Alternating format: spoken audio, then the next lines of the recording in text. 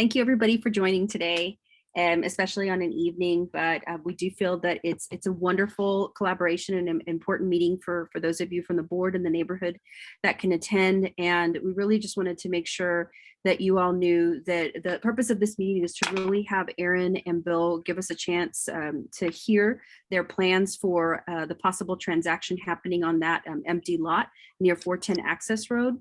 And we do hope to have more information out to the general neighborhood after this. But what we'd like to do to just make the most of the time today is if you all have any questions, continue to provide them via chat just so that we can continue with the meeting timeframe. And then more information will come after this since it is recorded. And we also have Eric on the line too. So if there is any information that he can provide from the city, certainly. If not, we can just try to gather that information afterwards. So with that, I'll go ahead and pass the baton to Aaron and Bill to share with us what they have. And please feel free to send your questions via chat. Okay, thank you very much. Again, I appreciate your time on a weekday meeting. Just tell you a little bit about us. Aaron and I'm Bill Kaufman and Aaron Bly. We're with the Kaufman Group. Our firm principally does land use law. We're consultants to anyone wanting to development. We actually represent the Real Estate Council of San Antonio, which is a group of moderate developers who deal with Unified Development Code and all sorts of things. And I've done zoning for, oh my gosh, I'm not going to tell you how long, over 30 years, ever since I left the city attorney's office. So I kind of grew up around this. My father was a city councilman back in the day. In fact, it was so long ago, they didn't have single member districts and it was completely different back then. But our protocol on all our zoning cases is before we file a case, we go talk to the councilman or councilwoman's office, get some direction. We want to know if there's a history with zoning on our land. We want to know who are the neighborhood groups, how to get a hold of the neighborhood groups. And we do all that before we file a zoning case. I'm sure y'all are experienced with other zoning cases. And all you know is you get a notice in the mail that there's some zoning case coming on and everybody last minute is scrambling trying to understand. And we don't do it that way. So we reach out, we explain, we listen. Hopefully we find ways to agree. And if so, then we can move forward. So we've prepared a very short presentation. If we were actually going to zoning commissioner or city council, it may be more detailed, but it's a good introduction to the site.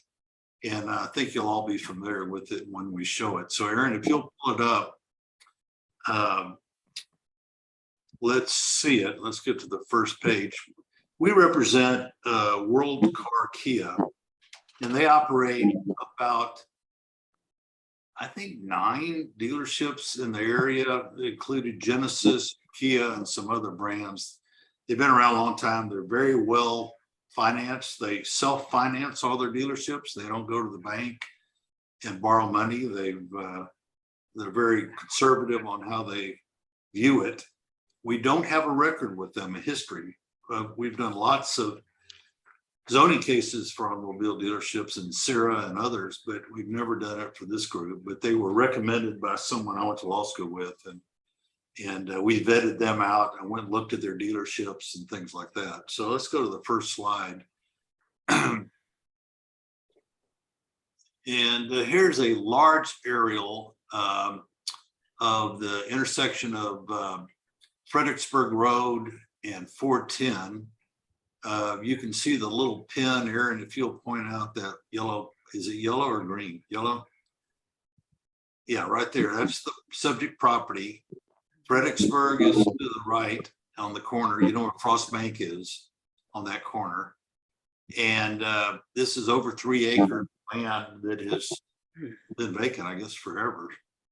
And they want to put with a new generation of auto dealers that's not like a typical auto dealer. It's smaller in size. They don't do all the typical work a car dealership would do, like body work or painting they don't do. It's more, it's actually designed by Kia, the national brand, and it's to be more neighborhood friendly. That's particular. They've never done one like this, but we're going to show you some pictures in a minute.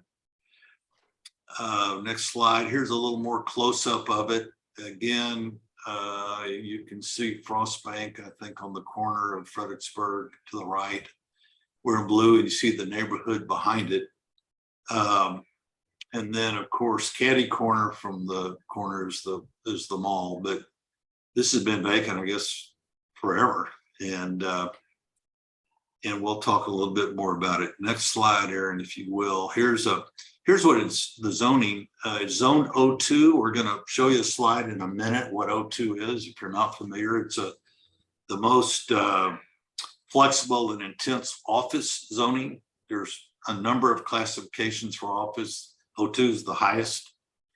And the property to the right is C2. That's a medium retail zoning, and on the corner it's C3. There are a couple C3s, which is the most intense zoning.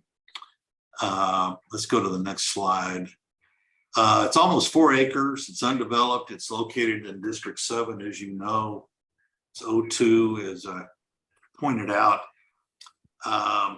We're recommending the least intense zoning we could ask for in order to get the dealership. It can go in several zoning classifications, could go in C3, but we're asking for C2, and the CD stands for, it's a conditional zoning, which means you can do everything in C2, and the only thing you can do in C3 is the conditional use for auto sales. And we do that because if we asked you for C3, then you may say, well, what if you don't build an auto dealership and you could be using it for bars and things like that? And this does not allow it. It allows C2 uses. And I'm not sure if we have a definition of C2 in here, but we can get that to you for our next meeting. So, and we just pulled out what you're currently at, O2. And, you know, not to scare you, but it has no height limitation on O2. And I guess at the time it was zoned, somebody assumed it'd be a tall office building of some kind. Obviously that hadn't happened. So there's a note about the building height. We just took this out of the city code. And then the next slide. So when you're doing a zoning case, there's the zoning, and they're all covered. Most areas are covered by a North Sector plan or a plan, you know, kind of like a master plan. And the current master plan allows for C2, so we would not have to amend that plan. That makes it a lot easier for everyone. If you do that, you have to go to the Planning Commission. But under our proposal, we only go to the Zoning Commission and then City Council. City Council has the final approval on the zoning case, for those of you that may not know. The staff will make a recommendation, and then it goes to zoning, and then it's ultimately up to City Council what happens on the site. And let's go, Aaron, I think, to the next one. These are some pictures they provided. It took a while to get these, actually months, but this is the prototype of what it'll look like. It's a 1-story facility. It's a tall 1-story. It's maybe 20 feet or so, but there are other dealerships I went and looked at had 2 stories. They have office on the second floor, but not in this case. In this prototype, it's just really a sales display at the front, and we'll talk about service in a minute. In the back, which would face the neighborhood, there'd be just a wall. There'd be no activity, which I think really helps, and I'll explain that in further detail. I know there are questions being asked on chat. If you don't mind, I'm going to get through this. We can go back to these slides, but I'll get too confused if I'm trying to answer questions as I speak. Here's a picture of what the showroom would look like. Very clean and type thing. And then there's another slide. Here in the next slide is, sitting area, very quiet. And then see if there's one more slide. Yeah, this is how you come in. That's for the service area, which is on the side. Now, I think there's one more slide. Yes. This is a building they're building on the south side, and I included this photo today. I happen to have it on my phone. And what happens is the back wall of this is what would be facing the neighborhood. And this is not like they do their other dealerships. On either side, you can see those garage doors on either side. That's how service work is conducted. It goes in one end and comes out the other. What is unusual about the way they do these buildings, it's all air conditioned. So these service doors remain closed. They'll open it to let in a car, then they'll close it. And it does two things. It allows the air conditioner, but more importantly to the neighborhood, it really mitigates any noise or sound. If I haven't mentioned it, I did mention, but quickly, but these facilities will not do body work, which is the loud noise you hear, and it will not do paint work. That'll be done offsite somewhere else. This is light. I think they call it light service work, changing your tires, changing the oil, maybe changing the brakes, that type of thing. And I think if you go back to the first slide, Aaron, of the prototype,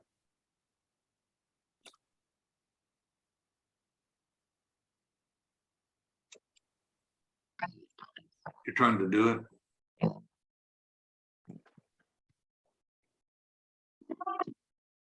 Okay, keep going.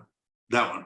Okay, so this is the front of the dealership, and you can see on the side they have a car in a bay, and they pull in there, and then they'll turn. I think the way I understand it, they'll turn left into the facility if it's needing service, but it'll never go to the back of the lot for service. It's all going to be conducted inside and in closed doors, and I presume they have some kind of sound attenuation, which we can ask that question. I make a note of that. I have not asked. But it's really in situations where neighborhoods are nearby and they're concerned about that. So let's go through. I have a couple more slides, I think. This is just a couple points that I want to make sure I mention. One-story building. No service base facing the neighborhood. It uses 100% down lighting, which means nothing will be shining toward the neighborhoods. It's all down. Hours of operation, I asked today, and their lawyer told us sales close at about 8 o'clock and open about 8 o'clock in the morning. And service, as you know, people like to drop off their car before they go to work. May open at 7, but they close earlier. I think it's 7 o'clock. And so those are general hours of operation. There's no sales later at night, and again, they're concerned about lighting on how that affects adjoining property owners, whether it's the business next door or the neighborhood behind it. It's I think that's it, isn't it? Oh, a couple more slides. Okay, you blocked out, Aaron. I can't hear you.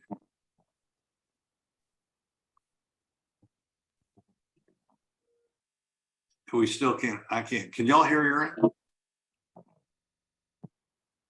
No, we can't hear her. No. Okay.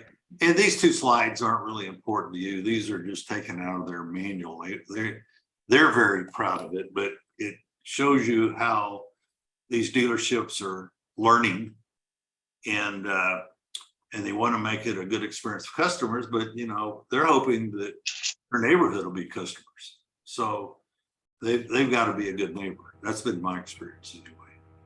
And there's one more slide.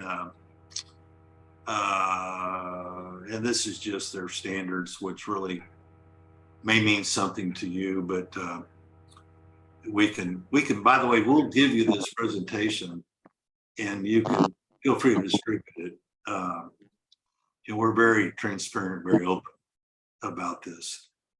Now, if you'd like, I know there are a lot of chats. Is the best to go, I'm going to go to the first one. Oh, I already lost it. Let's see. Bill, if it's easier, I can go ahead and. Okay, sure. Would you? Some of those. Oh, there they are. I got it on the side here. Oh, okay. Can someone send the address? We don't have an address, but it's 410 near Fredericksburg, and I guess Glencrest is I think that's correct, is the other street going into the neighborhood. We will send you a definition of C2 for your perusal.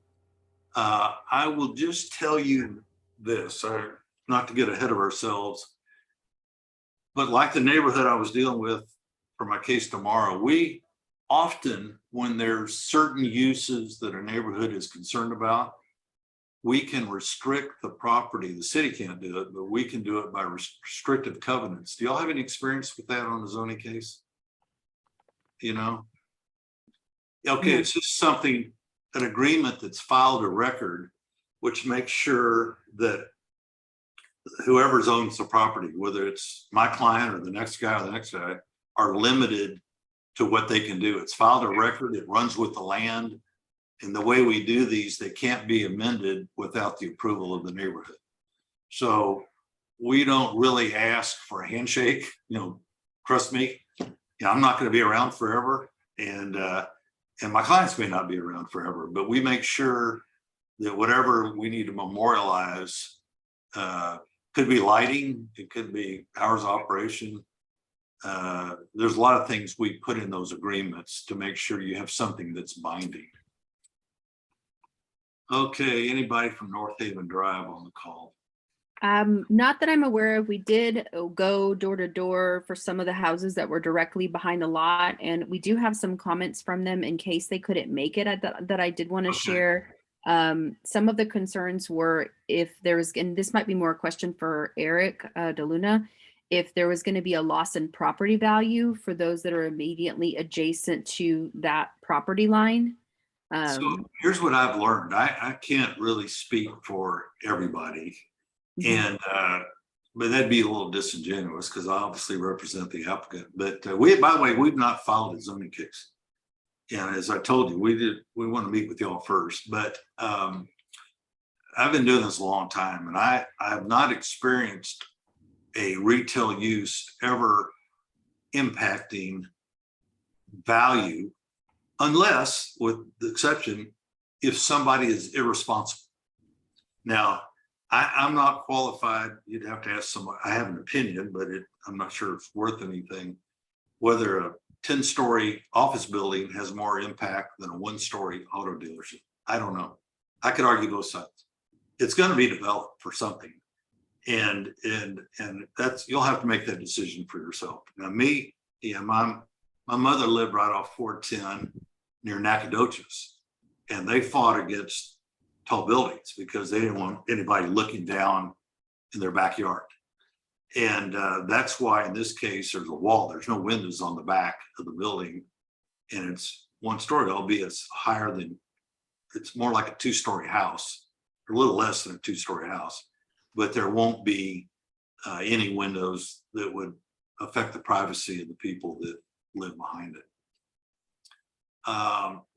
There was a question about the service center. Yes, there will be a service center limited to, I call it the less noisy, not offensive uses, but it'll be inside a building.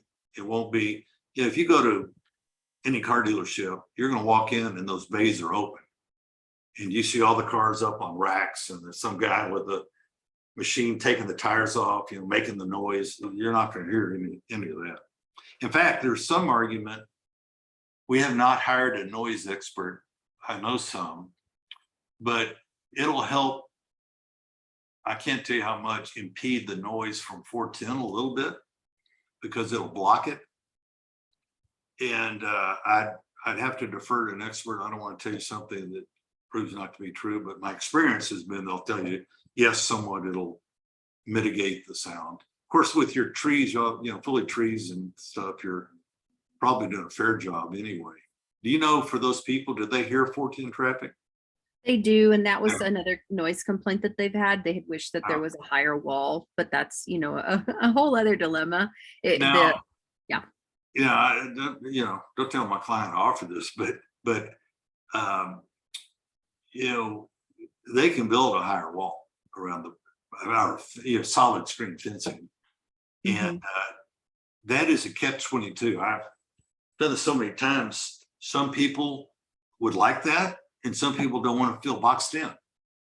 You know, everybody's different, and so it's going to be hard to get everybody on a street to agree. They can do what they want on their property, but I think you're going to probably ask for, hey, make sure I'm not looking at a blank concrete wall. What can you do to either architectural features or other things to diffuse that? And I'm not sure with heavy trees you'll even really see it, but I've not been back there. So is there a car wash? I'm sure there is a car wash, but I actually represented the Car Wash Association many years ago, and they're required to have that water runoff go in drains where it's treated. And in fact, the drought management plan, I assume it's still the same way that we negotiated. When we started, they had if there's a drought, you couldn't go to a car wash, but you could wash your car at home. And at the end of the day, the regulations changed. In a drought, you can go to a car wash. I'll explain why, but you can't wash at home. And the reason is, in a car wash, it recycles the water and it's treated. For someone watering in their yard, they have a hose that's running, right? You leave it running and the suds go down your driveway and they go down the street, they go into a creek somewhere or a culvert. And the city said, we don't want that. We'd rather people not wash their car at home. So anyway, Dan gave me a chance to tell you what I know about car washes, but their water will stay in it'll have to be drained within the facility. It won't drain off. In fact, all drainage they're required, they're not allowed to increase water flow from their site onto the neighbors behind it. Nobody can do that. And you have to either detention ponds or French drains, whatever there's lots of things civil engineers do, but the city won't let you build a facility if you're increasing the velocity of water. And believe me, by putting pavement, it would, if it drained back that way. My guess is driving by, it drains towards the frontage road away from the neighborhood, but that's what's going to happen. What is the buffer zone? I don't have the answer, Aaron, if you'll make note of that. There's 2 or 3 ordinances that apply. There's one called parking lot. See, what is it called? Trees. You've got to plant so many trees in a parking lot now on a big thing like this. And there is landscape buffers that have to be on the perimeter of the property. And they'll have to do it on the back and the sides, both. And we'll get you something from an engineer or somebody, or we can, explaining what those ordinances are and how they apply. I noticed from the zoning book that there's a 30-foot setback from the line. Yeah, the building setback is from the rear. Yeah, there's a 30-foot building setback. It means but you still have to have, I believe, a landscape buffer within that 30 feet. It just means the building can't be closer. Parking can be, but they've got to provide for a landscape buffer around the back. Yeah, especially up against the residential neighborhood. Yes, sir. Yes, ma'am. And that's a law for everybody. It's Yes, for that's commercial right. next to the neighborhood. 30 feet, yes. Yeah, Kathleen, you got it. You were ahead of me. I What is the setback from the house next door?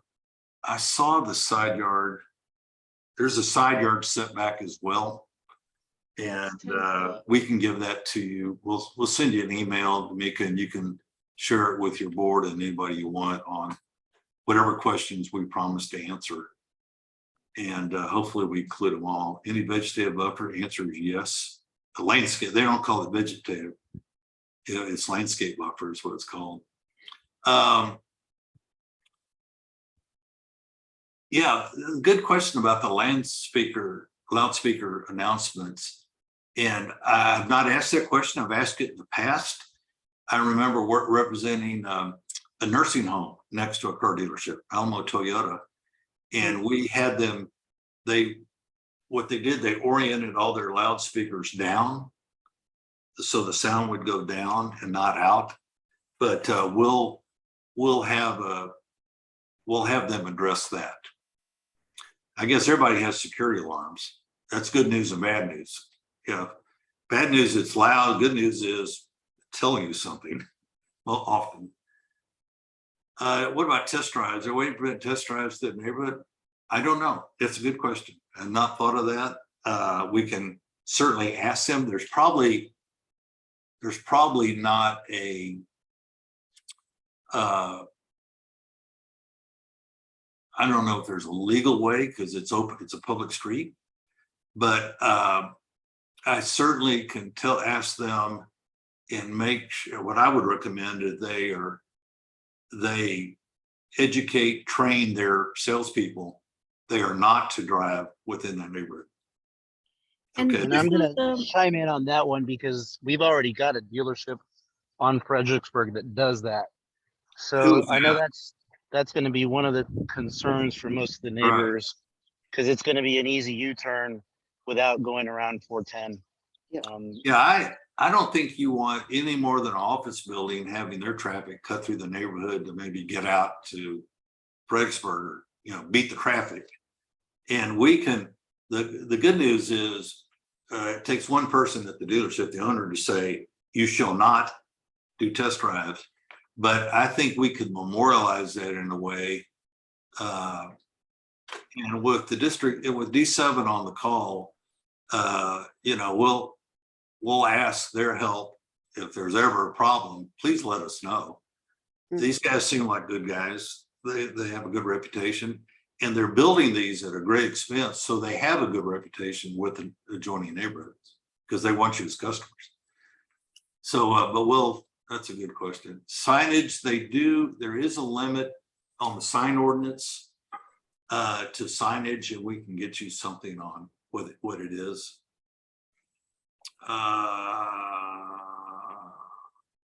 There will be a landscape, yes. It says O2, Sarah, you're pointing out there may be 65 foot, could be, whatever it is, it is. Again, for y'all to know, setbacks means the building itself has to be set back. But there is, the zoning doesn't say anything, Kathleen, about signage, but there's a sign provision. I think it's section maybe 34. I'm doing this from memory. I haven't looked at it in a long time.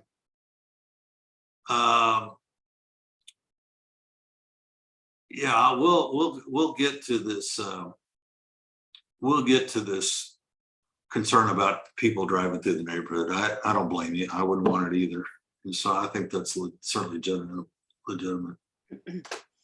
So the question is, Hector, you asked this question. Is he still on? Yeah. What if, our goal always is to try to reach accommodation with the neighborhood. And if your board says nothing, says no, and I'm just telling you, it is reasonable, then District 7's on the phone. We're probably not going to get her support to rezone it. And so we're going to make every effort to show that we are trying to accommodate your issues. Now, there's sometimes neighborhoods, they don't want anything built. And that's pretty hard to accommodate. Something's going to be built. It's either O2 or it could be a C1 zoning, less intense, but still people coming in and out. But the point is, you know, do we want to do it over your objections? The answer is no. You know, the board speaks for the neighborhood, and I leave it to the board to do their fiduciary duty to figure out what's best for everybody. I've been on boards. My girlfriend's chairman of her HOA, and you know, poor thing. And in fact, their annual meetings tonight, she didn't even know she could get a quorum.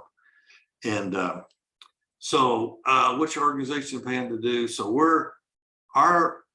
the way I'd rather approach it is that we're going to keep meeting and answering your questions. And all we can ask is you give us a fair shot to respond and try to resolve it. If we fail, we fail. Okay. We're not going to try to put a square peg in a round hole. And hopefully we meet it. But we need good communication. If there's a problem that's a deal breaker, we need to know what it is and give us the opportunity to see if we can figure it out. That's all we can do. Definitely. And I do think, thank you so much, Bill, for that transparency and for really letting us know that there is an opportunity for neighbors to share their concern. Majority of the questions right now that have come from the neighbors that weren't able to attend today has really been what's going to happen between like the access road and their home, and you know, just those kinds of questions. You know, the way we were foreseeing sharing that with the neighbors that couldn't attend was to play the recording, but also share their presentation. And then if there is sort of an FAQ that we could provide for some of the details that weren't covered in the presentation, that could really allow the neighbors that have biggest questions to have their fears, you know, eschewed or bring up more questions for you. I know there are some other questions still here, but the other thing I wanted to keep in mind is timelines, because we are trying to coordinate a neighborhood meeting that's going to be mid-July, but we wanted to meet this week because we understand you've got your own processes to follow. So what kind of a schedule are you looking at with regards to communication and trying to get this process? So again, because of the way we do things, like I said, this last one's been 9 months. And that was very unusual. And the board was very against it in the beginning. And we worked through it and we worked through it and we worked through it. And they realized we're really better off with our zoning case than they are now. And they finally, it wasn't about the zoning, it was about traffic. And we worked on traffic. And so we would like to, here's our request. One is, I made one of them. If you have any issues, let us know what they are and give us an opportunity to respond. Two, if you'd let your constituents know that, look, we're just asking for input. We're not asking today for a yes or no. And that's why we didn't file the case. There's no hearing set, there's no file. The third is we would welcome the opportunity to present to your neighborhood, because I think we feel like we're in a better position to answer the questions than y'all may be able to answer. I mean, you can answer some, but and then just as you know, mature adults, let's just try to get through this. And if we can solve it, we can. We will. If we can't, we can't. But you ask, all the questions you've asked are really legitimate questions, and we need to get an answer for. And like speakers and all that stuff. I want to know more about the landscape ordinance. And the only thing I'll just tell you, confess, I don't like about the landscape buffer. It's on our side of the fence. Well, it ought to be on your side of the fence, right? You can't see the benefit of all the plannings you have to do because you're on the other side. So I've never liked that. And I don't have a good answer. In some neighborhoods, I don't think this is the case. They don't want a solid fence. They want a wrought iron fence. They want it to look more residential in character.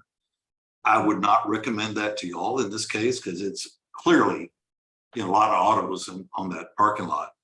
And so I think you need a solid screening of whatever it is. We've done many times planted a fast growing plant or shrub or tree along rear property lines. That seems to be the best because it'll shield that building from the back. They'll grow 30 feet and it'll be, you won't pay attention to it. And grid tip, what are they called? Grid tip? Anybody, a landscape person on the call? All right. Red tip Fontinia probably. Yeah, I is, think so. But been a it's not a while. native plant, so we'll have to get natives in there. So again, landscaping or buffering, that's kind of a buffer landscaping issue. Recommendations, and you're going to ask us, and I'll help you, that what can we do for plantings? What can you do in plantings that will provide some buffering for the neighborhood, both sound and visual? And so I always use my mother as the test. What would she want?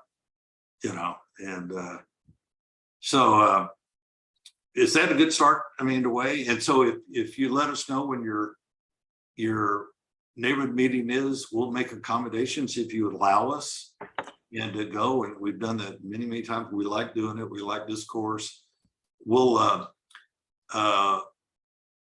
if you'd like, Dominica, maybe we can get you the answers to your questions before you start sharing information, because Yes. your first communication's the best or the worst. If it puts a negative feeling in somebody's mind, it's really hard to get them to open up. So we'll try to outline something, Aaron, with Aaron's help, and get it to you on those issues. And we'll ask you again, if we miss something you want us to address, let's do that. So when you send it out, it's kind of more comprehensive. Yeah, and there's been quite a few questions that I feel are a really good representation of the things that the neighbors are concerned about, that I know we'll be running out of time to get through all of them. So I'm not as knowledgeable on Zoom if there's a way to download it, the questions on the right-hand side. So before I hang up, I just want to make sure Aaron has captured all those questions so that those can be part of that follow-up discussion. Since there are some about speed bumps and how long is the lease that Kia has signed for, just things like that to really help us understand. Yeah. All right. So a couple things before we get off. They're going to own the site. It's not a lease. They're buying it. So, but Bernice had a question or comment, and Sarah both on same kind of question: hybrid buffer, solid fence wall plus tall landscape, and trellises. That's the word I was searching for in the back. I like both of those. I think those are both good solutions. For your part, you just don't want to look at a blank wall. I don't care how tall it is. And but if we plant a lot of trees, it's going to mitigate that. And I think architecturally, they can do things on that rear wall to make it more appealing. Or less obtrusive, I guess is a better word. Have y'all actually seen the property other than on a diagram? Because the shape of it is actually what I think concerns the neighbors adjacent to it. There's one home, it's kind of like an L shape, I guess. And one home is directly adjacent to it. Yes, One on kind of 14. Yeah. Correct.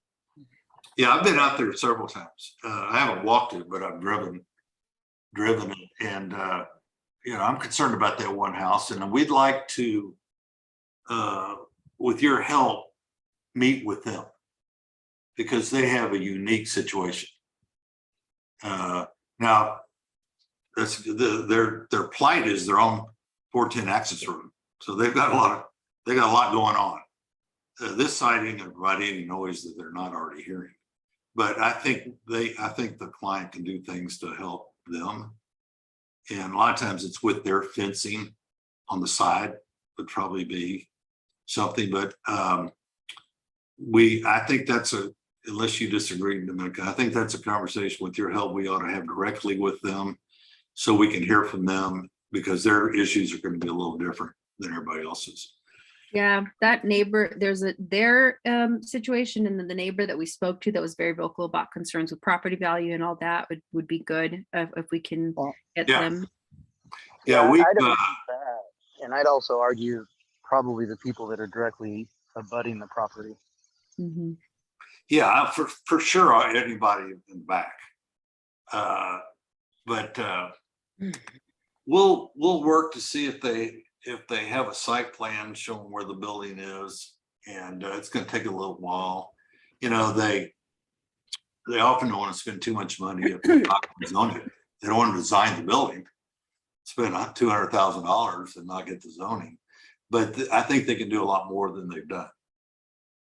It will need it, and it's fair. It's fair to the neighbors behind it. We need to come up with a plan for the side house and the neighbors behind, or give them options anyway. Agreed. And that's really great news to hear, because we weren't really sure how many presentations or how much communication that your schedule permitted. So being able to include you to present to the neighborhood, it might be a Zoom meeting like this, or it might actually be in person. We really just need to see how that's going to work. Would be important for us, because it does make a significant impact to several neighbors. So we will keep Aaron in the loop on our dates and venue or format that we will do, so that you all are included for potentially a July meeting. That's our target date to be. Okay, Aaron, remind me, we need to, whoever the general manager is, they say he's really a good guy. And we need to talk to him about some of these issues on test driving and things, and get a little more detail how he would do that. You know, I don't want someone to say, yeah, we'll do it. They do nothing.